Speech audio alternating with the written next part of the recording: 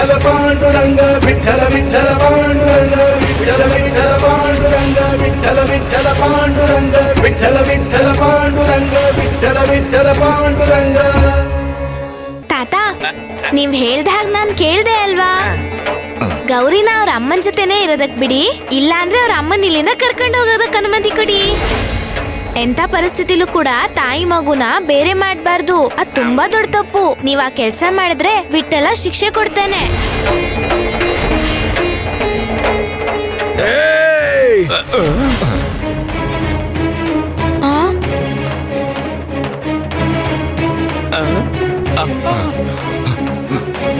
ಅಯ್ಯೋ ಅಯ್ಯೋ ಯಜಮಾನ್ರೆ, ಕರುನ ಕಾಡಿಗಟ್ತೀಯ.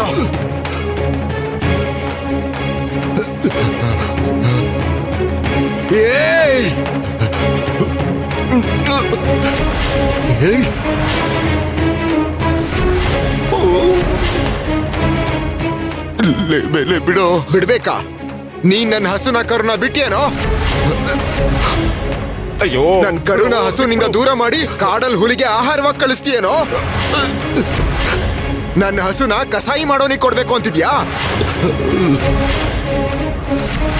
ಒಂದೇ ಒಂದ್ ಏಟಿಗೆ ನಿನ್ ತಲೆ ಕತ್ತರಿಸ್ತೀನಿ. ಹೇಳೋ, ಕತ್ತರಿಸ್ಲಾ? ನಿನ್ನೀಗ ಕಾಡಿಗೆ ಕರ್ಕೊಂಡು ಹೋಗ್ತೀನಿ. ಹುಲಿ ನಿನ್ನ ಬಗೆ ತಿಂದ್ರೆ ಅವಾಗ ಗೊತ್ತಾಗುತ್ತೆ. ಹುಲಿ ಹೆಸರೆತ್ತಿದ್ದಕ್ಕೆ ನಡುಕ್ತಾ ಇದೆಯಲ್ಲೋ.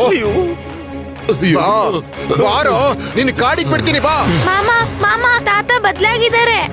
ಅವ್ರಿನ್ ಯಾವತ್ತೂ ತಾಯಿ ಮಗುನ ಬೇರೆ ಮಾಡಲ್ಲ. ಏ ಮುದ್ಕ, ತಾಯಿ ಮಗುನ ಯಾಕೋ ಬೇರೆ ಮಾಡ್ದೆ? ಉತ್ತರ ಕೊಡು.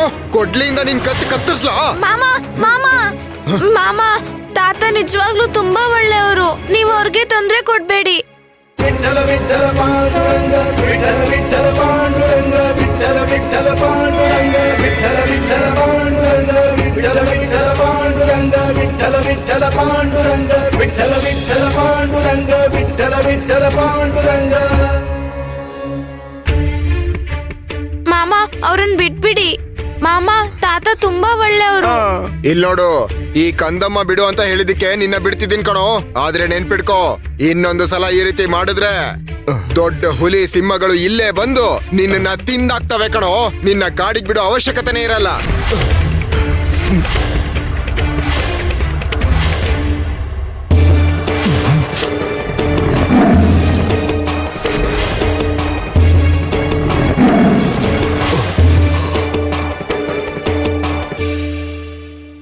ನೋಡಿದ್ರ ತಾತ, ನಾನ್ ನಿಮಗ್ ಮೊದ್ಲೇ ಹೇಳ್ದೆ ತಾನೆ, ತಾಯಿ ಮಗುನ ಬೇರೆ ಮಾಡಿದ್ರೆ ಪಾಂಡುರಂಗನ್ಗೆ ಇಷ್ಟ ಆಗಲ್ಲ ಅಂತ. ತಪ್ಪಾಯ್ತು ಅಂತ ಹೇಳಿ. ಇನ್ಯಾವತ್ತೂ ಹಸುನ ಕರುನ ದೂರ ಮಾಡಲ್ಲ ಅಂತ ಹೇಳಿ. ಹೇಳ್ಬಿಡಿ. ಮಾಮ ಮಾಮ, ತಾತ ಈಗ ಹೇಳಿದ್ರು ಅಲ್ವಾ, ನೀವ್ ಹಸುನ ಕರುನ ಕರ್ಕೊಂಡ್ ಹೋಗಿ.